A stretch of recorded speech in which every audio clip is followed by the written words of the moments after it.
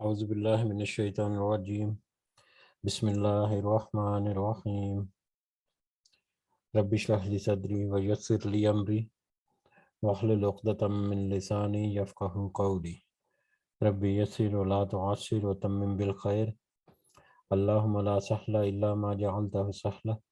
وانت تجعل الحزن اذا شئت سہلا اللہم انفعنی بما علمتنی وعلمنی ما ینفعنی وزدنا علما اللهم صل على محمد وعلى آل محمد كما صليت على إبراهيم وعلى آل إبراهيم إنك حميد مجيد اللهم بارك على محمد وعلى آل محمد كما باركت على إبراهيم وعلى آل إبراهيم إنك حميد مجيد آمین یا رب العالمین۔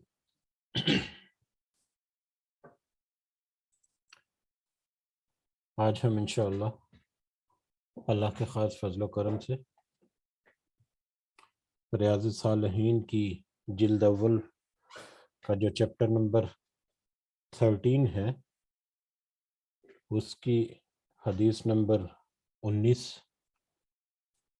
یا اوورال جلد کی جو احادیث کا سیریل چل رہا ہے اس میں حدیث نمبر 135 135 سے آنورڈ دیکھیں گے انشاءاللہ۔ اللہ کا لاکھ لاکھ شکر کہ اس نے ہمیں مہلت دے رکھی کہ ہم اپنی اصلاح کر سکیں۔ اللہ تعالیٰ سے دعا ہے کہ اس مہلت کا ہمیں بھرپور فائدہ اٹھانے کی استطاعت اور توفیق بھی عطا فرمائے، اور اس کو ہمارے لیے اس دنیا میں بھی بعد کی جو زندگی ہے اس کے لیے بھی فائدہ مند بنائے، آمین یا رب العالمین۔ جی تو جیسے کہ چیپٹر کا موضوع تھا کہ نیکی کے راستے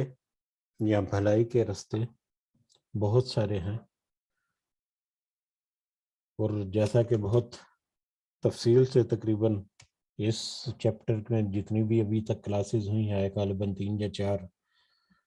اس میں ہم نے دیکھا ہے کہ اللہ تعالیٰ نے انسان کو بہت سارے راستے یا بہت سارے ایسے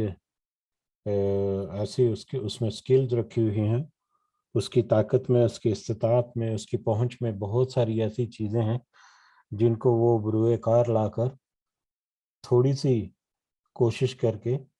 اپنی نیت جو ہے اس کو درست کر کے نیکی یا ثواب یا صدقہ یا اجر کما سکتا ہے۔ اور ہم نے یہ بھی دیکھا بڑی تفصیل سے یا کچھ مواقع پر کہ کوئی انسان ایسا نہیں جس کے پاس کوئی ایسا موقع ہو یا اس کے پاس ایسی استطاعت نہ ہو کہ وہ کوئی صدقہ نہ کر سکے یا کوئی نیکی نہ کما سکے۔ تو اسی سلسلے میں ہم نے بہت ساری حدیث جو پڑھی، جو پچھلے سبق میں ہم نے جو حدیثیں پڑھی تھیں اس میں 2-3 احادیث جو ہیں وہ بہت ہی اہم تھیں۔ ویسے تو ہر حدیث اور اس کا ہر لفظ جو ہے وہ اہم ہوتا ہے، لیکن پچھلے مجلس میں جو احادیث پڑھی تھیں اس میں ایک تو حدیث نمبر 13 جس کو میں ہائی لائٹ کرنا چاہتا ہوں، جس میں نبی کریم صلی اللہ علیہ وسلم نے فرمایا کہ جب بندہ بیمار ہوتا ہے یا سفر اختیار کرتا ہے تو اس کے لیے اس کے مثل عمل لکھ دیا جاتا ہے جو اقامت اور صحت کی حالت میں کرتا تھا، یعنی اقامت اور صحت کی حالت میں جو آپ کا مسلسل عمل ہے، جو آپ کی روزمرہ کی روٹین ہے، جس کو آپ ہمیشہ کرتے ہیں، یہ فرض کے علاوہ نفل عبادات کی بات ہے۔ فرض جو ہے وہ تو ہر حال میں فرض ہی ہیں، ان کو تو چھوڑنا یا ان کو تو ترک کرنا وہ تو مناسب نہیں، یا اس کی تو اجازت بالکل بھی نہیں۔ یہ نفل عبادات کی بات ہے، چاہے آپ کا صدقہ خیرات ہے، چاہے آپ کی کوئی نفلی نماز ہے، یا کوئی روزہ وغیرہ رکھنا ہے، یا کسی کی مدد کرنا ہے مالی طور پر، یا کسی کی تعلیم دینا، یا کسی بھی طرح کا صدقہ ہو سکتا ہے، کسی بھی کی طرح کا نیک عمل جو آپ مسلسل کر رہے ہیں اللہ کی خوشنودی اور اس کی رضا حاصل کرنے کے لیے، جو آپ نے اپنی زندگی کا یا اپنی زندگی کا ایک روزمرہ کا پہلو اس کو بنایا ہوا ہے، تو اس پہلو میں یا اس آپ کا جو نیکی کا وہ جو عمل ہے، اس عمل کے کرنے میں اگر کوئی آڑ آ جائے یا کوئی اگر عذر پیش آ جائے، کوئی بیماری کی وجہ سے، تو کوئی تنگی پرسی کی وجہ سے، کوئی سفر کی وجہ سے، یا کسی بھی وجہ سے، تو اللہ تعالیٰ اس کا اجر جو ہے وہ جاری رکھتے ہیں جب تک کہ وہ واپس اس عمل کو کرنے کے قابل نہ ہو جائے، کیونکہ وہ جو بھی تنگی بیماری پرسی جو ہے وہ تو اللہ تعالیٰ کی طرف سے آئی، تو اللہ تعالیٰ اس کا بدلہ جو ہے وہ عمل لکھ دینے کی شکل میں ادا کرتے ہیں کہ میرا یہ بندہ جو ہے، یہ میرا بندہ فلاں مسلسل عمل کرتا جا رہا تھا، اگر اس کے اوپر کوئی تنگی پرسی آ گئی تو وہ اللہ کی طرف سے یقیناً ایک آزمائش تھی، تو اللہ تو اس کے بدلے میں بھی اس کو عمل کو لکھ لیتا ہے، اس کی نیکی جو ہے وہ جاری رہتی ہے۔ اور اس کی کچھ مثالیں جو ہیں وہ میں دینا چاہوں گا، مطلب کہ ہم نے دیکھا کہ ابھی کچھ عرصہ پہلے کی بات ہے، ہمارے یقیناً مشاہدے میں آیا ہوگا، بہت ساری مثالیں ایسی کوٹ کی جا سکتی ہیں۔ ابھی کچھ عرصہ پہلے کی بات ہے کہ مدینہ میں مکہ میں کوئی قرآن کے معلم تھے، ان کی وفات ہوئی، لیکن وہ اپنی ساری زندگی جو ہے بچوں کو یا اپنا جو اسٹوڈنٹس ہیں ان کو قرآن کی تعلیم دیتے ہوئے اور اس کی ترویج کرتے ہوئے ان کی گزری، تو اب جب وہ آخری حالت میں تھے، بیماری کی حالت میں تھے، تو وہ اس وقت بھی وہ صرف ان کی زبان کے اوپر قرآن کی آیات ہی تھیں۔ اسی طرح سے مجھے یاد پڑتا ہے کہ ہمارے ایک بزرگ تھے، ہماری فیملی میں ایک کافی ایجڈ بزرگ تھے، یہ بہت پہلے کی بات ہے، وہ مسجد میں ملازم تھے یا مسجد کی کہنے کی خدمت کرتے تھے، اور مسجد کے لیے چندہ وغیرہ بھی اکٹھا کرنا، اور مسجد کا جتنا انتظام ہے اور صفائی ستھرائی بھی ایون، تو ہر طرح کے کام، تو ساری زندگی تقریباً انہوں نے مسجد کے لیے ہی وقف کر دی۔ تو جب وہ آخری لمحات میں جب وہ بیمار ہوئے تو وہ مطلب ہوش میں نہیں تھے۔ ان کا کیا تھا، جب بھی ہوش آتی وہ کہتے مجھے وضو کرا دو، مجھے نماز پڑھا دو، مجھے وضو کرا دو، مجھے نماز پڑھا دو۔ یعنی میرا یہ مثالیں، اس کے علاوہ بھی بہت ساری مثالیں آپ کو بھی پتہ ہوں گی، بہت ساری مثالیں ہیں۔ یہ مثالیں کوٹ کرنے کا مقصد میرا یہ ہے کہ وہ عمل ہوتا ہے جو ہم مسلسل کرتے ہیں، وہ ہماری رگ رگ میں بیٹھا ہوا ہوتا ہے، ہمارے ذہنوں پر سوار رہتا ہے کہ ہم جس بھی حالت ہوں ہمیں یہ فکر رہتی ہے کہ ہم وہ عمل کریں، ہم وہ کام کسی طرح سے کریں، ہم وہ انجام دیں اس کام کو، حالانکہ مطلب ہوش میں نہ بھی ہو تو پھر بھی انسان جب بھی ہوش آئے تو لگتا ہے کہ میرا وہ عمل رہ گیا۔ اس کی بہت ساری مثالیں کوٹ کی جا سکتی ہیں۔ اسی طرح کی ایک اور حدیث ہے جو ہم نے پڑھی ہے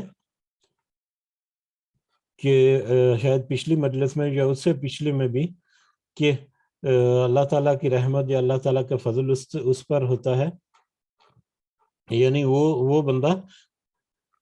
جو ایک نماز جب پڑھتا ہے تو اگلی نماز کا انتظار کر رہا ہوتا ہے، وہ ایگزیکٹ الفاظ مجھے یاد نہیں آ رہے، کہ جب وہ ایک نماز اس نے ختم کر لی تو اگلی نماز کا انتظار کر رہا ہوتا ہے، وہ بھی ایک مسلسل عمل یا اپنے اوپر اس عمل کو حاوی کر کے طاری کر کے اس کو کرنا، تو یہ بھی ایک اسی طرح کی ملتی جلتی ہے مسلسل عمل کے حوالے سے۔ تو اللہ تعالیٰ سے دعا ہے کہ اللہ تعالیٰ ہمیں ایسے اعمال میں ڈبوئے، ہمیں ایسی ہمت اور توفیق دے، ہماری ذہنوں میں، ہمارے دلوں کے اندر پیوست ہو جائیں ایسی باتیں، جو نیک اعمال ظاہری طور پر ہم کرتے ہیں یا جو صدقات ہم دیتے ہیں، وہ اس میں ہم اتنا پختہ ہو جائیں کہ ان سے دور رہنا ہمارے لیے ممکن نہ ہو۔ اس کے بعد آج کی جو باقی احادیث ہیں اس چیپٹر کی وہ دیکھتے ہیں انشاءاللہ۔ حدیث نمبر 135 یا سیریل نمبر 19 سے شروع کرتے ہیں۔ حضرت جابر رضی اللہ عنہ سے روایت ہے کہ رسول اللہ صلی اللہ علیہ وسلم نے فرمایا جو مسلمان بھی کوئی درخت لگاتا ہے تو اس سے جتنا حصہ کھا لیا جاتا ہے وہ اس کے لیے صدقہ ہے. یہ درخت لگانے والا جو ہے یہ اس کی بابت جو اس کی طرف نسبت کر کے بات کی جا رہی ہے کہ تو اس میں سے جتنا حصہ کھا لیا جاتا ہے تو اس شخص کے لیے صدقہ ہے جس نے وہ درخت لگایا تھا. جو اس سے چرا لیا جائے وہ صدقہ ہے. جو کوئی اسے نقصان پہنچائے وہ اس کے لیے صدقہ ہے. اس کو مسلم نے روایت کیا ہے. اور مسلم ہی کی ایک اور روایت میں مسلمان جو درخت لگاتا ہے تو اس سے کوئی انسان کوئی جانور اور کوئی پرندہ جو کھاتا ہے وہ قیامت والے دن تک اس کے لیے صدقہ ہوگا. اور مسلم کی ایک اور روایت ہے مسلمان جو درخت لگاتا ہے اور کھیتی بوتا ہے پس اس سے کوئی انسان کوئی جانور یا کوئی اور چیز کھائے تو وہ اس کے لیے صدقہ ہے. یہ حدیث معنی اور مفہوم سے حساب سے بھی بہت سادہ سی ہے. اس کے ظاہری جو مطلب ہے اس کے مطابق تو کسی بھی انسان نے کوئی درخت لگا دیا یا کوئی کھیتی بو دی اس نے,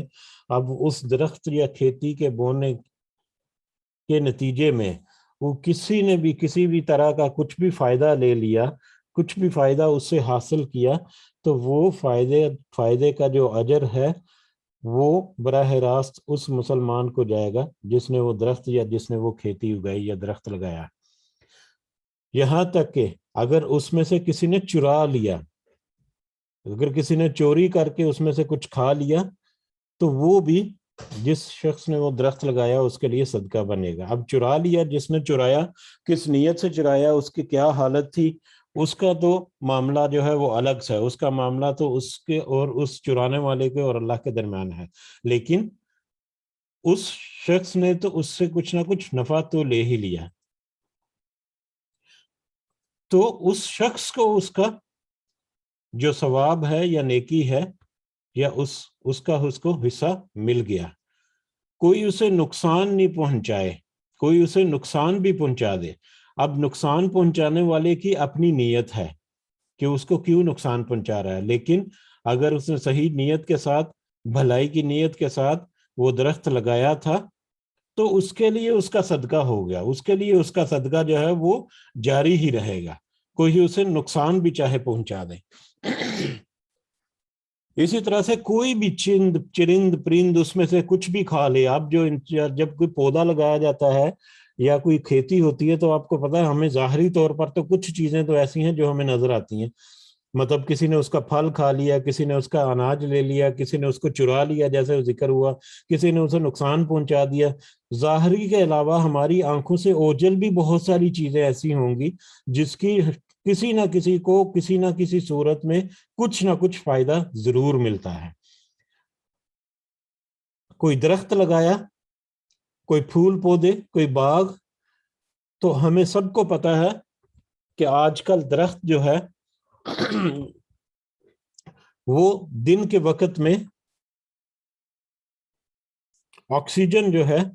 وہ سپلائی کرتے ہیں. وہ مطلب اس کا نیچرل جو پروسیس ہے اپنا خوراک تیار کرنے کا, ایک جو مطلب اس کا جو لائف سائیکل ہے یا لائف سٹائل کہہ لیں پودوں کا, اس میں کیا ہے کہ دن کے وقت میں وہ اپنی خوراک کو تیار کرتے ہیں اور رات کے وقت میں اپنی خوراک کو کنزیوم کرتے ہیں. یعنی صبح کو وہ کماتے ہیں اور رات کو وہ کھاتے ہیں. آسان الفاظ میں کہیں صبح کو انہوں نے اپنی سورج کی روشنی سے یا زمین سے نمکیات جو ہیں وہ ان کو سک کر کے وہ اپنی جو رزق ہے یا اپنا جو توانائی ہے اس کو وہ حاصل کرتے ہیں اور رات کے ٹائم میں پھر وہ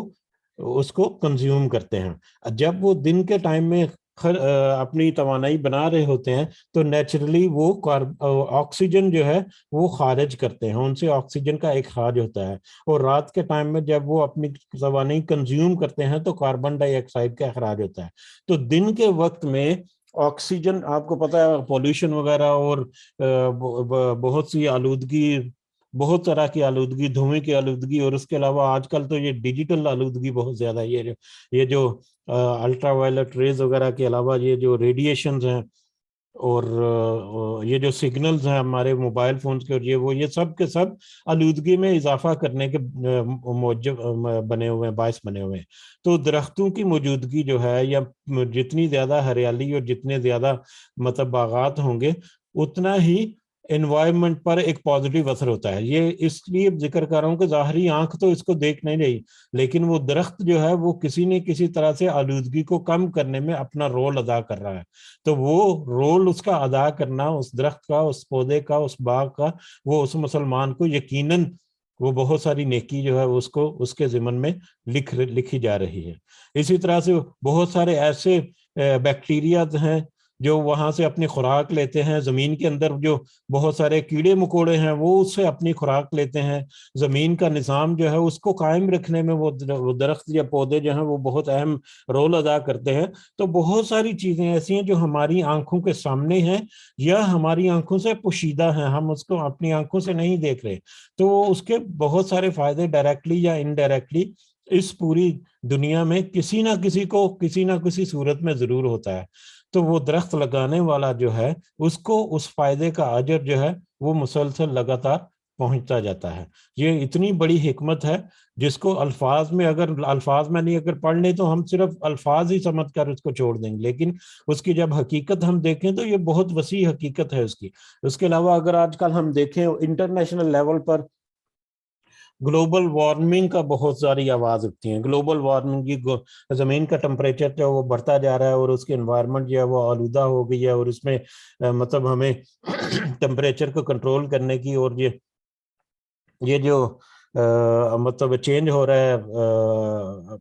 مطلب موسمیاتی تبدیلیاں جو آ رہی ہیں ان کو واپس ری انسٹیٹ کرنے کے لیے بہت سارے اقدامات کرنے کی ضرورت ہے۔ اور اس میں جو سب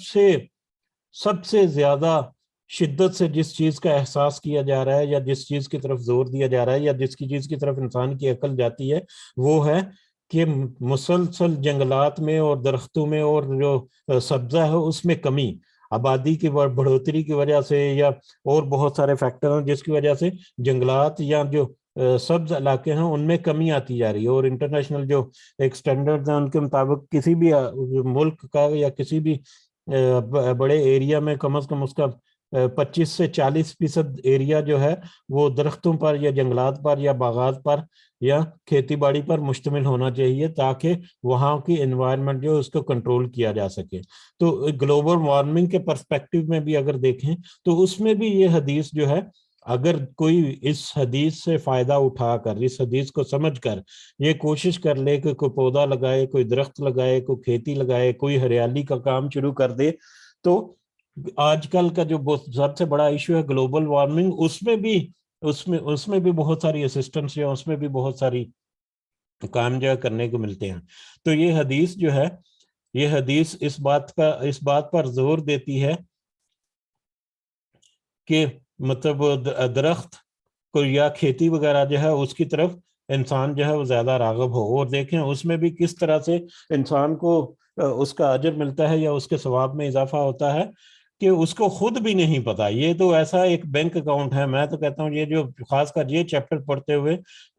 ہمیں یہ احساس ہو رہا ہے کہ ہم نے تو کہہ لیں کہ ایک profit and loss saving account جو ہے وہ اللہ کے ہاں بنا لی ہے، جس میں لاس نہیں ہے، پروفٹ ہی پروفٹ ہے، اور ایسا پروفٹ ہے جس میں ہم جمع کراتے جا رہے ہیں اور اس کا حساب کتاب جو ہے اللہ کے پاس محفوظ ہے، اور اس میں کتنے گنا روز کا اضافہ ہوتا جا رہا ہے ہمیں خود نہیں پتا کہ ہم اپنے ثواب میں کتنا اضافہ کرتے جا رہے ہیں۔ اور شاید ہم اس دنیا میں رہتے ہوئے اس کا اپنا بیلنس جو ہے وہ بھی چیک نہ کر سکیں کہ وہ بیلنس کیا ہے۔ وہ بیلنس بھی اللہ تعالیٰ جو ہے قیامت کے دن ہمارے سامنے اس اکاؤنٹ کا پاسورڈ کھول کر ہمیں بتا دے گا کہ یہ تمہارا بیلنس ہے، یہ جو تم نے عمل کیا تھا چھوٹا تھا، تم تو وہ عمل کر کے بھول بھی گئے شاید، لیکن اس کا اجر جو ہے جو تو قیامت تک جاری و ساری رہا، اور آج اس کا پھل دیکھو کتنا بڑا تمہارے سامنے موجود ہے۔ تو اللہ تعالیٰ نے تو جو نیکیاں اور صدقے اور جو اس طرح کی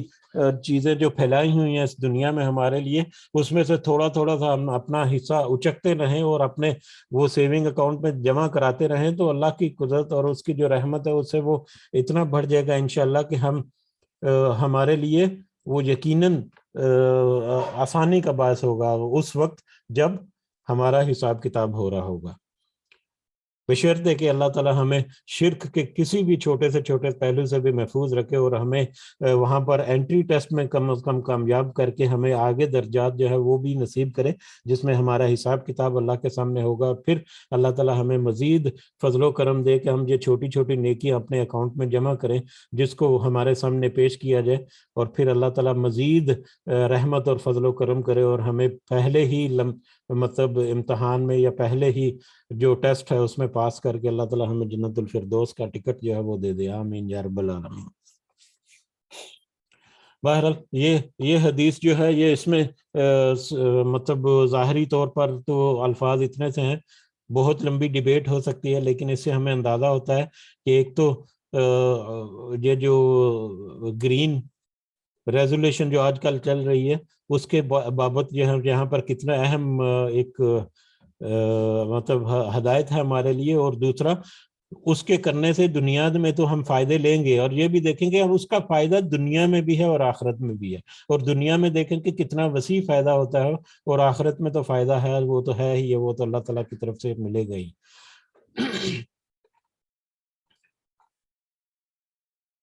اگلی حدیث کی طرف بڑھتے ہیں، حدیث نمبر 136/20۔ انہی یعنی جابر، حضرت جابر رضی اللہ تعالیٰ عنہ سے روایت ہے کہ بنو سلمہ ایک قبیلے کا نام ہے کہ بنو سلمہ نے مسجد کے قریب منتقل ہونے کا ارادہ کیا، تو رسول اللہ صلی اللہ علیہ وسلم کو اس کی اطلاع ملی۔ آپ نے ان سے فرمایا کہ یہ بات مجھے یہ بات پہنچی ہے کہ تم مسجد کے قریب منتقل ہونا چاہتے ہو۔ انہوں نے کہا ہاں یا رسول اللہ، ہم نے یقیناً یہ ارادہ کیا ہے۔ آپ صلی اللہ علیہ وسلم نے ارشاد فرمایا، بنو سلیمہ تم اپنے گھروں میں ہی رہو، تمہارے قدموں کے نشانات لکھے جاتے ہیں، تم اپنے گھروں میں ہی رہو، تمہارے قدموں کے نشانات لکھے جاتے ہیں، 2 دفعہ یہ فرمایا۔ اسی طرح ایک اور روایت میں ہے کہ بے شک تمہارے ہر قدم پر ایک درجہ ہے۔ اسی کے ہم معنی بخاری نے بھی حضرت انس رضی اللہ تعالیٰ عنہ سے روایت کیا ہے کہ اور بنو سلیمہ لام کے ساتھ زیر یعنی سلیمہ انصار کا ایک مشہور قبیلہ تھا، آثار ہیں ان کے قدم اور قدموں کے نشانات۔ یعنی یہ حدیث بھی 2-3 جگہ پر کوٹ کی ہوئی ہے، بخاری میں بھی اور مسلم میں بھی۔ اس میں بنو سلیمہ جو قبیلہ ہے انصار کا ایک قبیلہ مدینہ کا، وہ مسجد سے یعنی مسجد سے کچھ دور یا مسجد نبوی سے دور ان کا رہائش تھی یا ان کا ٹھکانہ تھا، تو انہوں نے یہ سوچا کہ ہم روز مسجد میں آنا جانا تو مسجد کے قریب کہیں منتقل ہو جاتے ہیں، ٹھیک ہے۔ تو نبی کریم صلی اللہ علیہ وسلم کو جب اطلاع ملی تو انہوں نے ان سے کہا کہ تم وہیں پر رہو، اپنے گھروں میں ہی رہو، کیونکہ تمہارے قدموں کے نشانات لکھے جا رہے ہیں، تمہارے قدموں کے نشانات لکھے جا رہے ہیں کہ تم جتنے زیادہ قدم چل کر مسجد کی طرف آؤ گے اتنے ہی قدم تمہارے لیے مطلب نیکی اور درجات جو ہے وہ لکھے جاتے ہیں۔ اگلی حدیث بھی پڑھتے ہیں، وہ بھی اسی موضوع پہ ہے، پھر اس پہ بات کرتے ہیں انشاءاللہ۔ حدیث نمبر 137 ہے، حضرت ابو منذر ابی بن کعب رضی اللہ تعالیٰ عنہ، ان سے روایت ہے کہ ایک آدمی تھا، میں نہیں جانتا کہ کسی اور شخص کا گھر اس سے زیادہ دور ہو، یعنی اس کا گھر جو ہے مسجد سے بہت دور تھا، اور وہ کہتے ہیں کہ مجھے نہیں لگتا کہ اس سے زیادہ دور کسی اور کا گھر ہو مسجد سے، ٹھیک ہے۔ اس سے کوئی نماز نہیں چھوٹتی تھی، وہ اتنی دور سے سبحان اللہ نماز پڑھنے آتا تھا، اس سے کوئی نماز نہیں چھوٹتی تھی۔ اس سے کہا گیا، یا میں نے اسے کہا کہ اگر تو ایک گدھا خرید لے جس پر تو اندھیرے میں اور گرمی کی شدت میں سوار ہو کر آیا کر۔ اس نے جواب دیا، یہاں پر اندھیرے میں اور گرمی کی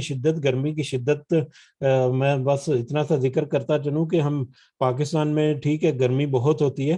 لیکن یہاں پر گلف میں آؤٹ ڈور ٹمپریچر جو ہے وہ پاکستان کی نسبت بہت زیادہ ہوتا ہے، اور پاکستان میں تو پھر اگر آپ جتنی بھی شدید گرمی ہے سائے میں آپ چلے جائیں تو وہاں پر آپ کو تھوڑی سی پھر بھی حدت کم لگے گی یا تھوڑا سا پرسکون ہو جائیں گے. یہاں پر تو ایسا بھی نہیں ہوتا, سائے میں بیٹھیں یا آپ دھوپ میں بیٹھیں آپ کے پاس ایکول ہی حالات ہوتے ہیں. گرمی کی شدت کے بارے میں کہ گرمی کی بہت زیادہ شدت ہوتی ہے یہاں پر گلف میں, ہمارے ایشیا جو کنٹریز ہیں ان کی نسبت. بہرحال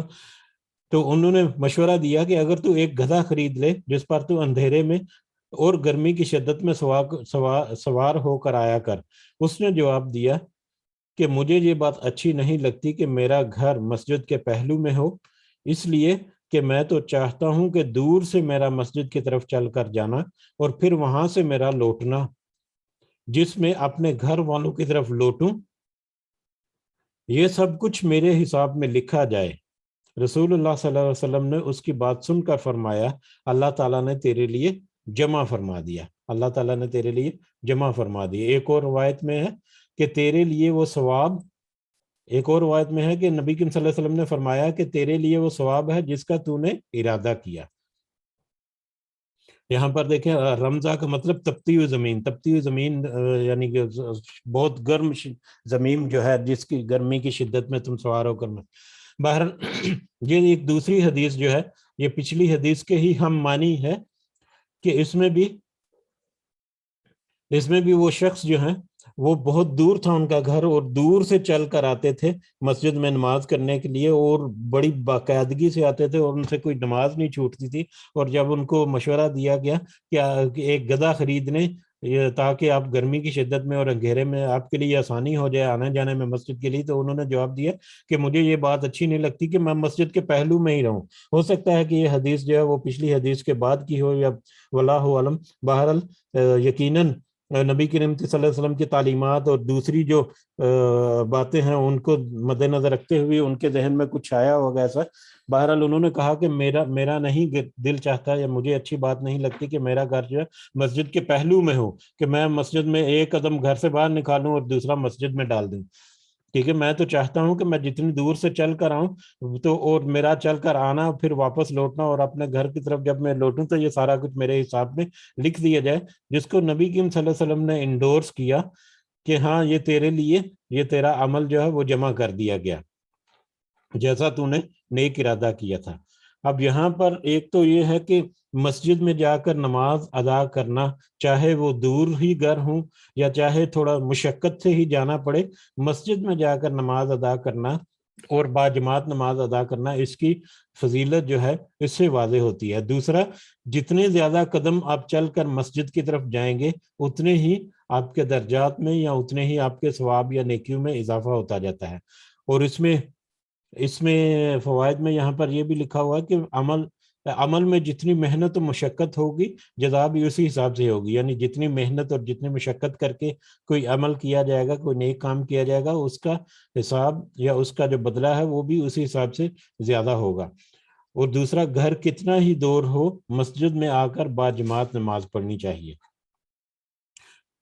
اسی طرح اگلی حدیث کا جو فوائد ہیں ان میں سے ابھی ہم دیکھیں, صحابہ کرام رضوان اللہ اجمعین ان کے اندر ثواب اخروی حاصل کرنے کا جو جذبہ بے پایاں تھا اس میں ان کا بیان ہے, یعنی ان میں بے حساب بہت زیادہ جذبہ تھا اخروی, ثواب اخروی یعنی قیامت کے لیے ثواب جو کمانے کا. اس سے یہ بھی معلوم ہوا کہ اجر و ثواب انسان کی نیت کے مطابق ملتا ہے, اور اس لحاظ سے گھر کا مسجد سے دور ہونا بھی انسان کے لیے فضیلت کا باعث ہے. لیکن گھر کا مسجد سے دور ہونا بھی انسان کے لیے فضیلت کے ان کو ایک ایسا ثواب ملتا ہے جو مسجد کے قریب رہنے والے جو ہیں وہ غالباً اس سے محروم رہیں گے. جو مسجد میں چند قدم چل کر مسجد میں چلے گئے اس کی نسبت جو دور سے چل کر آتے ہیں وہ زیادہ ثواب کماتے ہیں رستے میں آنے کا جانے کا, اور رستے میں ان کے جو مشکلات اور باقی جو ان کی تکلیفیں ہوتی ہیں ان کے بدلے میں بھی ان کو کچھ نہ کچھ اجر ضرور ملتا ہے. بہرحال یہ دو حدیث جو ہیں یہ بھی اپنے موضوع کے اعتبار سے ایک اہم ہے کہ مسجد کی طرف جانا چاہیے, اور اگر کسی کا گھر مسجد سے دور ہے تو کہہ لیں کہ اس کے لیے ایک بونس پوائنٹس ہیں, اضافی پوائنٹس اس کو ملتے ہیں, اضافی اجر اس کے لیے اللہ تعالیٰ لکھ دیتے ہیں. اگلی حدیث کی طرف بڑھتے ہیں انشاءاللہ. حدیث نمبر 138/22. حضرت ابو محمد عبداللہ بن عمرو بن عاص رضی اللہ تعالیٰ عنہم، ان سے روایت ہے کہ رسول اللہ صلی اللہ علیہ وسلم نے فرمایا 40 خصلتیں ہیں یا 40 عادتیں ہیں، 40 خصلتیں ہیں، ان میں سے سب سے اعلیٰ بکری کا دودھ پینے کے لیے دے دینا ہے، بکری کا دودھ پینے کے لیے دے دینا ہے، یہ دودھ نہیں دینا ہے، یعنی بکری دے دینی ہے کہ اس بکری کا دودھ نکال لو اور پی لو، بکری کو ہی دے دینا ہے دودھ پینے کے لیے، ٹھیک ہے، بکری کا دودھ دینے کے لیے، دودھ پینے کے لیے دے دینا جو ہے، جو عمل کرنے والا بھی ان میں سے کسی ایک خصلت پر ثواب کی امید اور اللہ تعالیٰ کی طرف سے کیے گئے وعدوں کی تصدیق کرتے ہوئے عمل کرے گا۔ وہ 40 خصلتیں یہاں پر ان سب کا ذکر تو نہیں، سب سے اعلیٰ خصلت کا ایک ذکر ہے، اور اس باقی خصلتیں ہم نے پیچھے ایک حدیث میں پڑھی بھی تھی، 60 سے زیادہ 70 کے قریب درجے ہیں مختلف، اور اس میں مطلب راستے سے پتھر ہٹا دینا اور دوسروں کی مدد کرنا اور اس طرح کے معاملات جو ہیں وہ سارے شامل تھے۔ بہرحال اس میں ایک کا ذکر ہے کہ سب سے اعلیٰ جو ہے وہ بکری کا دودھ پینے کے لیے دے دینا ہے، جو عمل بھی ان میں سے کسی ایک خصلت پر ثواب کی امید پر اور اللہ کی طرف سے کیے گئے وعدوں کی تصدیق کرتے ہوئے عمل کرتا ہے، یعنی وہ اس کو یہ امید ہوتی ہے کہ اس کو ثواب ملے گا، اور اس کو یہ یقین ہوتا ہے کہ اللہ تعالیٰ نے جو وعدے کیے ہیں وہ وعدے پورے ہوں گے، وہ ان وعدوں کی تصدیق کرتا ہے۔ ایسے ان دو نیتوں کے ساتھ یا ان دو اپنے عقیدوں کے ساتھ جڑے، ثواب کی امید اور اللہ تعالیٰ کی طرف سے کیے گئے وعدوں کی تصدیق کرتے ہوئے جو اس پر عمل کرتا ہے تو اللہ تعالیٰ اسے ضرور جنت میں داخل فرماتا ہے۔ اس کو بخاری نے روایت کیا، یہ بخاری کی روایت ہے۔ منیحہ یعنی اس جانور کو کہتے ہیں کہ ایک شخص وہ کسی کو بطور عطیہ اس لیے دے دیتا ہے کہ وہ اس کا دودھ دو کر پی لے اور پھر اسے واپس کر دے، یعنی یہاں پر بکری کا دے دینا، بکری کا دودھ نہیں بلکہ بکری ہی پیش کر دی کہ یہ لو، یہ بکری ہے، اس میں سے دودھ نکال لو، جتنا دودھ نکلتا ہے وہ تمہارا، دودھ نکال کر آپ مطلب استعمال کر لو اور بکری کو واپس کر دو۔ تو یہ بھی ایک بہت بڑا اللہ تعالیٰ کی طرف سے کہہ لیں کہ ایک انعام ہے کہ پوری بکری، گلاس یا ایک کوئی پیالہ وغیرہ نہیں، پوری بکری دی دودھ دینے کے لیے اور پھر واپس لے لی۔ تو جس نے ایسا عمل کیا اور اس امید کے ساتھ کیا کہ اس کو ثواب ملے گا، اور اس یقین کے ساتھ کیا کہ اللہ تعالیٰ جو وعدے کیے ہیں وہ ضرور پورے ہوں گے اور اس کے مطابق اس کو اجر ملے گا، تو اللہ تعالیٰ اسے جنت میں داخل فرما دیں گے۔ اسی طرح سے باقی بھی جو جتنی چھوٹی چھوٹی جتنی عادات ہیں ان میں بھی ہر عمل میں کچھ نہ کچھ فائدہ اور کچھ نہ کچھ ثواب جو ہے وہ ضرور ہمارے لیے پنہاں ہے۔ اسی طرح اگلی حدیث کی طرف دیکھتے ہیں 139/23۔ حضرت عدی بن حاتم رضی اللہ تعالیٰ عنہ ان سے روایت کرتے ہیں کہ میں نے رسول اللہ صلی اللہ علیہ وسلم کو فرماتے ہوئے سنا کہ تم آگ سے بچو اگرچہ کھجور کے ایک ٹکڑے کے صدقے کا ساتھ ہی، تم آگ سے بچو اگرچہ کھجور کے ایک ٹکڑے کے صدقے کے ساتھ ہی کیوں نہ ہو۔ اور انہی دونوں کی ایک روایت ہے، بخاری اور مسلم، یہ بخاری اور مسلم کی حدیث ہے، تو انہی دونوں یعنی بخاری اور مسلم کی ایک اور روایت بھی ہے، عدی رضی اللہ تعالیٰ عنہ سے ہے، تو انہوں نے فرمایا، اس میں ہے رسول اللہ صلی اللہ علیہ وسلم نے فرمایا تم میں سے ہر شخص سے براہ راست اس کا رب ہم کلام ہوگا، تم میں سے ہر شخص سے براہ راست اللہ تعالیٰ اس کا رب جو ہے ہم کلام ہوگا، اس کے اور اس کے رب کے درمیان کوئی اور ترجمان نہیں ہوگا، ڈائریکٹ اللہ کے ساتھ کمیونیکیشن ہو رہی ہے، یہ قیامت کا ایک منظر یا اس کی بات ہو رہی ہے۔ پس انسان اپنے دائیں دیکھے گا تو اسے اپنے آگے بھیجے ہوئے عمل ہی نظر آئیں گے، اپنے دائیں دیکھے گا، اس کے جتنے عمل ہیں، کارنامے ہیں، کرتوتیں ہیں، وہ اس کے دائیں بائیں رکھی ہوئی ہوں گی، تو اپنے دائیں دیکھیں گے تو اس کے آگے بھیجے ہوئے عمل جو ہیں وہ نظر آئیں گے، بائیں جانب دیکھے گا تو وہ ادھر بھی اپنے ہی کرتوت کو دیکھے گا، اور اپنے سامنے دیکھے گا تو جہنم میں بھڑکتی ہوئی آگ اس کے چہرے کے سامنے ہوگی۔ پس تم آگ سے بچو اگرچہ کھجور کے ایک ٹکڑے کے ساتھ ہی کیوں نہ ہو، یعنی اس کا صدقہ کر کے اگر اس کی بھی طاقت نہ ہو تو اچھی بات کے ذریعے دوزخ سے بچو۔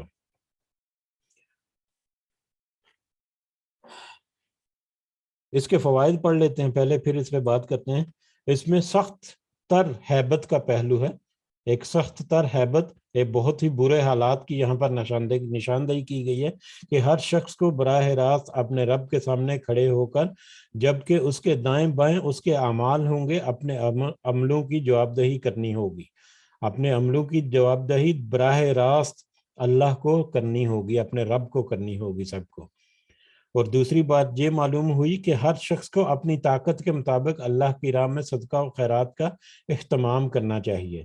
اسی طرح خصال حمیدہ یا خوش گفتاری وغیرہ، خوش گفتاری اچھے طریقے سے بات کرنا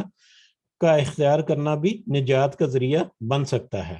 اور اس کے علاوہ قیامت والے دن صرف انسان کا عمل صالح یعنی نیک عمل ہی اس کے کام آئے گا۔ اب اس حدیث میں اللہ تعالیٰ نبی کریم صلی اللہ علیہ وسلم نے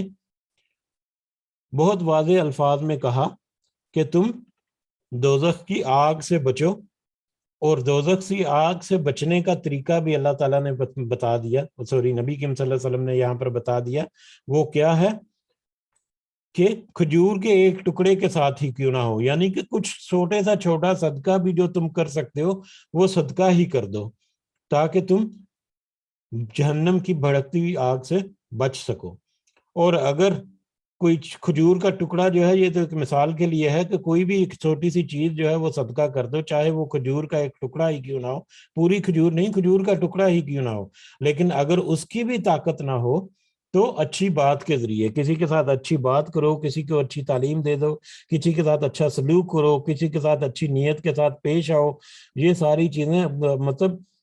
یہ اس میں بھی اگر کہہ لیں کہ پوری انسانیت داخل ہو گئی، کہ چاہے وہ امیر ہے یا غریب ہے، چاہے وہ چھوٹا ہے یا بڑا ہے، چاہے وہ مطلب تنگ دست ہے، خوشحال ہے، چاہے وہ بیمار ہے یا تندرست ہے، کسی بھی صورت میں ہے، ٹھیک ہے، کوئی بھی اچھی بات کر کے ہی وہ صدقہ لے کر سکتا ہے، کوئی بھی اچھی بات کر کے ہی وہ ثواب کما سکتا ہے اور جہنم کی بھڑکتی ہوئی آگ سے بچ سکتا ہے۔ تو اس موضوع کے اوپر بھی ہم نے بہت ساری باتیں کی ہوئی ہیں، انشاءاللہ ہمارے ذہن میں وہ ضرور آ گئی ہوں گی باتیں۔ اگلی حدیث کی طرف بڑھتے ہیں، حدیث نمبر 140۔ حضرت انس رضی اللہ تعالیٰ عنہ سے روایت ہے، رسول اللہ صلی اللہ علیہ وسلم نے فرمایا، یقیناً اللہ تعالیٰ اس بندے سے بڑا خوش ہوتا ہے جو کھانا کھائے تو اس پر اللہ کا شکر ادا کرے، اور پانی پیے تو اس پر اللہ کی حمد کرے۔ اللہ تعالیٰ اس سے بہت خوش ہوتا ہے جو کھانا کھائے تو اس پر اللہ کا شکر ادا کرے، اور پانی پیے تو اس پر اللہ کی حمد کرے، اللہ کی تعریف کرے۔ کھانا کھانے کے بعد اور پانی پینے کے بعد یا ہمارے اس طرح کے جتنے معمولات ہیں ان میں اللہ کو شکر ادا کرنا ایک انتہائی اہم پہلو ہے، جس کو ہمیں اپنی عادت بنانی چاہیے، جس کو ہمیں اپنے روزمرہ کی زندگی میں ہمیشہ کے لیے لاگو کر دینا چاہیے، جس کے لیے ہمیں کوئی ایکسٹرا ایفرٹ نہیں، کوئی ایکسٹرا کوشش نہیں، کوئی ایکسٹرا آرڈنری آپ کو تعلیم حاصل نہیں کرنی پڑے گی۔ سادے سادے سے الفاظ ہیں، جو کچھ دعائیں ہیں وہ یاد کر لیں، نہیں تو الحمدللہ، اللہ کا شکر، اس کی حمد، اس کی تعریف، کچھ نہ کچھ اس کی حمد میں کہیں، اس کی تعریف کریں، اس کا شکر ادا کریں، کیونکہ اللہ تعالیٰ ہی ہے جس نے دو پہلو ہیں، نمبر 1 آپ کو وہ رزق دیا، اور نمبر 2 آپ کو اس قابل کیا کہ وہ اس رزق کو کھائیں، اس کا فائدہ حاصل کریں۔ جیسا کہ پہلے حضرت عمر کا ایک واقعہ جو ہے اس کو ذکر کیا تھا ہم نے ڈائریکٹلی یا انڈائریکٹلی، آئی تھنک اسی چیپٹر کی کچھ گفتگو میں، کہ وہ ایک جگہ پر اپنے کچھ ساتھیوں کے ساتھ گزر رہے تھے کہ ایک آدمی ملا جو نابینا بھی تھا، گونگا بھی تھا اور بہرا بھی تھا، نہ وہ دیکھ سکتا ہے، نہ وہ سن سکتا ہے، نہ وہ بول سکتا ہے۔ تو حضرت عمر سے پوچھا گیا کہ کیا اس کے لیے بھی اللہ کا شکر ادا کرنا واجب ہے، کیا اس کو بھی چاہیے کہ یہ اللہ کا شکر ادا کرے؟ تو وہ تھوڑی دیر انہوں نے توقف کیا یا سوچا، پھر انہوں نے پوچھا کہ کیا یہ کھانا کھاتا ہے؟ جواب ملا ہاں یہ کھانا کھاتا ہے، ظاہر ہے کھانا کھاتا ہے۔ کیا وہ کھانے کو مطلب نکالتا بھی ہے، یعنی فارغ بھی ہوتا ہے، اس کو حاجت بھی ہوتی ہے؟ اس نے کہا جی ہم، اس کو جواب ملا ہاں ایسا ہی ہے۔ تو پھر کو کہا کہ اس کو تو بہت زیادہ شکر ادا کرنا چاہیے کہ یہ جو کھانا کھاتا بھی ہے اور کھانا اس کا ہضم بھی ہو جاتا ہے اور وہ اس سے فارغ بھی ہو جاتا ہے۔ اور اس میں بھی ہم نے بڑی تفصیل سے دیکھا تھا کہ کیسی کیسی نعمتیں پنہاں ہیں کہ اگر کوئی انسان اپنے منہ میں کوئی رزق کا کوئی ٹکڑا ڈالے تو اللہ تعالیٰ کہ اس کے فضل و کرم سے اور اس کی رحمت سے وہ تحلیل ہو کر اس کی باڈی کو مطلب توانائی پہنچاتا ہے اور فاضل مادے جو ہیں وہ خارج ہو جاتے ہیں۔ یہ بھی اللہ تعالیٰ کی مطلب نعمتوں سے بہت بڑی نعمت ہے، تو جس کا دوبارہ سے یہاں پر ریپیٹ کرنا جو مناسب نہیں ہے۔ تو بہرحال اللہ تعالیٰ کا شکر ہر حال میں کرنا، اور خاص کر جب رزق اللہ تعالیٰ نے دیا اس رزق کو کھانے کے بعد، چاہے کسی بھی طرح سے آپ کو رزق ملا ہے، حلال طریقے سے ملا ہے، کسی نے گفٹ کیا ہے یا آپ نے خود کمایا ہے، آپ نے جب وہ کھایا تو آپ کا جو جسمانی نظام ہے وہی اتنے زیادہ فنکشنز کر رہا ہے کہ اس پر بھی اللہ تعالیٰ کا شکر اور اس کی حمد جو ہے وہ ہمیں ضرور کرنی چاہیے۔ اس کے فوائد میں کھانا پینا جس میں انسان کے کام و دہن کی لذت کا سامان ہے، اس پر انسان اللہ کا شکر ادا کرے تو اس میں بھی اجر و ثواب ملتا ہے، اور کھانا پینا بھی نجات کا ذریعہ بن جاتا ہے۔ یعنی کھانے پینے کے اوپر صرف شکر ادا کر لیں تو اس سے بھی آپ کے اجر میں کچھ نہ کچھ اضافہ، کچھ نہ کچھ نہیں، بہت زیادہ اضافہ ہوتا ہے، اور یقیناً وہ اضافہ جو ہے آج آخرت میں نجات کے ذریعہ جو اعمال پیش ہوں گے یا نیک اعمال یا جو عمل لکھے ہوئے جائیں گے ان میں پھر وہ اس کا اجر بھی شامل حال ہوگا انشاءاللہ۔ اگلی حدیث کی طرف بڑھتے ہیں۔ 141 حضرت ابو موسیٰ رضی اللہ تعالیٰ عنہ سے روایت ہے، نبی کریم صلی اللہ علیہ وسلم نے فرمایا ہر مسلمان کے لیے صدقہ کرنا ضروری ہے، ہر مسلمان کے لیے صدقہ کرنا ضروری ہے۔ یہ ہم نے حدیث سے ملتی جلتی پڑھی ہوئی ہے پیچھے۔ ابو موسیٰ رضی اللہ تعالیٰ عنہ نے پوچھا کہ اگر وہ صدقہ کرنے کے لیے کچھ نہ پائے، یعنی اگر اس کے پاس کوئی ایسی چیز نہیں جس کے وہ صدقہ کر سکے، تو پھر آپ صلی اللہ علیہ وسلم نے فرمایا اپنے ہاتھوں سے کام یا محنت مزدوری کرے اور اجرت حاصل کر کے اپنے نفس کو بھی نفع پہنچائے اور صدقہ بھی کرے۔ اگر اس کے پاس کچھ نہیں تو محنت مزدوری کرے، کچھ روزی کمائے، اس میں سے کچھ صدقہ کر دے، اپنے آپ کو بھی فائدہ پہنچائے اور صدقہ بھی کرے۔ انہوں نے پوچھا کہ اگر وہ اگر اسے اس کی بھی طاقت نہ ہو، اگر وہ کمانے کی بھی طاقت نہیں اس کی، تو پھر آپ صلی اللہ علیہ وسلم نے فرمایا وہ کسی مصیبت زدہ حاجت مند کی مدد کر دے۔ انہوں نے کہا کہ اگر وہ اس کی بھی طاقت نہ رکھتا ہو، یعنی وہ اس کو میں اتنی بھی طاقت نہیں کہ کسی حاجت مند کی مدد کر دے، ہو سکتا ہے کہ کوئی کمزور ہو یا لاغر ہو یا بیمار ہو، اس کی اتنی طاقت ہمت نہیں کہ وہ کسی کی مدد کر دے، تو آپ صلی اللہ علیہ وسلم نے فرمایا کہ وہ نیکی یا بھلائی کا حکم کرے، نیکی یا بھلائی کا حکم کرے، کچھ بول تو سکتا ہے، کسی کو نیک پیغام دے دے، کسی کو نیکی کا حکم کر دے، کسی کو نیکی یا بھلائی کی طرف ترغیب دے دے کسی کو۔ انہوں نے پوچھا کہ اگر وہ یہ بھی نہ کرے، یعنی وہ اس قابل بھی نہیں ہے، اس کے پاس علم نہیں، یا مطلب کسی وجہ سے وہ ایسا بھی نہ کرے، تو پھر آپ صلی اللہ علیہ وسلم نے فرمایا وہ دوسروں کو نقصان پہنچانے سے باز رہے، یقیناً یہ بھی صدقہ ہے، یقیناً یہ بھی صدقہ ہے۔ اب دیکھیں باقی جتنے کام ہیں ان کو چھوڑ کر کچھ بھی کسی کے پلے میں نہیں ہے، وہ علم سے بھی آری ہے، کچھ بھی نہیں کر سکتا، تو کم از کم اتنا تو کر سکتا ہے کہ وہ دوسروں کو نقصان نہ پہنچائے، اس سے کسی دوسرے کو کوئی تکلیف نہ ہو۔ اگر وہ اتنا بھی کر لے صدقے کی نیت سے، ثواب کی نیت سے، اللہ تعالیٰ کی رضا اور خوشنودی حاصل کرنے کے لیے، وہ کم از کم اتنا ہی کر لے کہ کسی دوسرے کو نقصان نہ پہنچائے اس کی زبان سے یا اس کی ہاتھ سے یا اس کے کسی اور عمل سے، تو اللہ تعالیٰ تو اس میں بھی صدقے کا اجر اس کو دے دیتے ہیں۔ اس کے فوائد میں محنت مزدوری کی ترغیب، تاکہ انسان کما کر اپنی ضروریات بھی پوری کرے اور اللہ کی راہ میں بھی صدقہ کرے، اور صدقے کا مفہوم بڑا وسیع ہے، اس میں نیکی اور بھلائی کی بہت سی انواع آ جاتی ہیں، حتیٰ کہ برائی سے رک جانا بھی صدقہ ہے۔ برائی سے رک جانا، یہ بھی ہم نے کچھ احادیث پڑھی تھی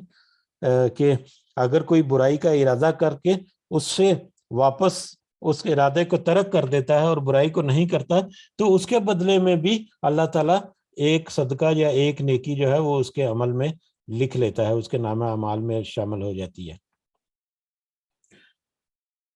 تو اس کے ساتھ ہی ہمارا یہ چیپٹر جو ہے وہ آج مطلب مکمل ہوتا ہے. اللہ تعالیٰ سے دعا ہے کہ اللہ تعالیٰ ہمیں صحیح معنوں میں اس کی فہم ادا کرے, اور اس میں جتنی چھوٹی چھوٹی سی باتیں تھیں بہت اہم تھیں, اور مجھے لگتا ہے کہ ہماری پریکٹیکل لائف میں جو باتیں تھیں ان میں یہ چیپٹر جو ہے یہ بہت ہی زیادہ اہمیت کا عمل ہے. اس میں ہر چھوٹے سے چھوٹا عمل, ہر حقیر سے حقیر عمل جس کو کہہ سکتے ہیں ہم, اس کا بھی کچھ نہ کچھ درجہ اور ثواب ہے. اور اگر نیت جتنی زیادہ ٹھوس اور مضبوط ہوتی جائے اور انسان اپنی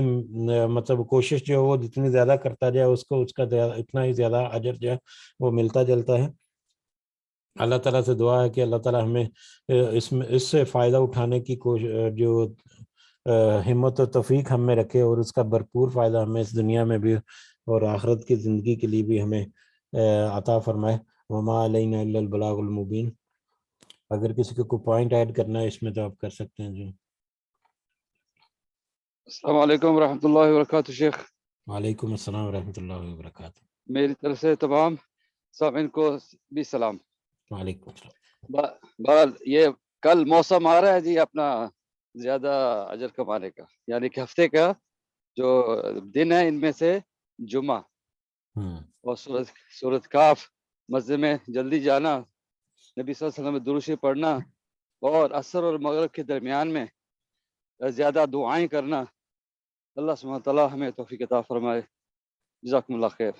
السلام علیکم ورحمۃ اللہ وبرکاتہ. وعلیکم السلام ورحمۃ اللہ وبرکاتہ. جی جزاک اللہ خیرن. آپ کا میسج جو ہے ماشاءاللہ بہت ہی اہم ہے کہ جلدی تیار ہونا, پراپر طریقے سے مطلب کپڑے وپڑے اچھے جو ہیں پہننا, خوشبو لگانا, مسواک وغیرہ کرنا, اول وقت میں مسجد جانا, وہاں پر ان کی قربانی کا ثواب حاصل کرنے کی کوشش کرنا, وہاں پر دھیان سے خطبہ سننا. ہم نے حدیث بھی پڑھی تھی پچھلے میں کہ اگر جس نے جو جلدی گیا خطبہ سننے کے لیے, اگر وہ وہاں پر بیٹھ کر توجہ سے خطبہ نہیں سنا اور کسی تنکے وغیرہ سے یا اپنے ہی کسی ذہنی الجھن میں کھویا ہوا ہے, تو اس کا مطلب ہے کہ وہ وقت بھی ضائع کیا اس نے. تو وہ خطبہ دھیان سے سننا, پھر بعد میں مطلب درود جو ہے اس کی جتنی زیادہ مطلب جتنے زیادہ ہو سکے وہ, تو یہ ساری چیزیں چھوٹی چھوٹی جو ہے یہ مل کر جمعے کو جو ہے بہت زیادہ رنگین بنا دیتی ہیں ایک مومن کے لیے. اور خاص طور ایک اور بات ہے, میں مکروہات کی بات کرنے لگا ہوں. آپ دیکھیں گے جمعہ پڑھنے جب لوگ جاتے ہیں, خطبہ سننے کے دوران میں دونوں ہاتھوں کی انگلیاں ایک دوسرے انگلیوں میں ڈال کے بیٹھے ہوتے ہیں. یہ مکروہ ہے, یہ مکروہ ہے. آپ دونوں ہاتھوں کو ہاتھوں کے اندر ڈال کے نہ بیٹھیں اور ہاتھوں کو الگ کر کے بیٹھیں. جزاکم اللہ خیر. جی ہاتھوں کی انگلیوں کو جو آپس میں ایک دوسرے کے اندر پیوست کر کے جو بیٹھنا, یہ عام طور پر جو جب نیچے بیٹھنے کی ایک حالت ہوتی ہے جس میں گھٹنوں کو پکڑ لیا جاتا ہے, گھٹنوں کو پکڑ کر اس کے سہارے سے جب انسان بیٹھتا ہے تو آٹومیٹکلی اس کا پنجہ جو ہے, انگلیاں جو ہے وہ